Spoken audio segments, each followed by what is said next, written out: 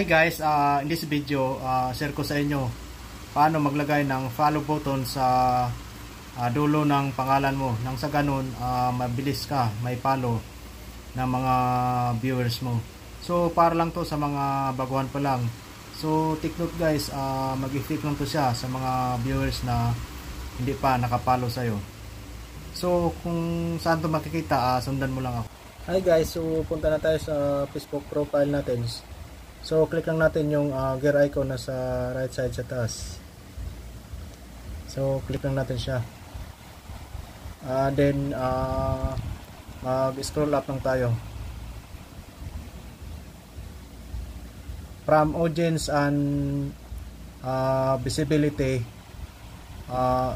i-click natin yung, hanapin natin yung followers and public content.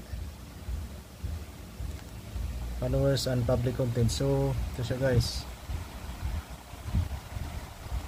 So, click lang natin siya. Then, mag-scroll up lang tayo.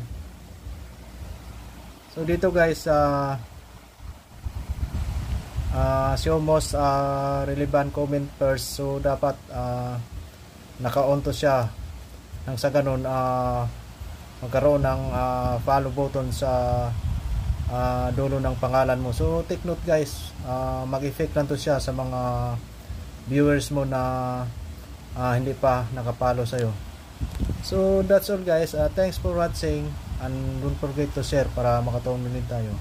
That's all, thank you and God bless.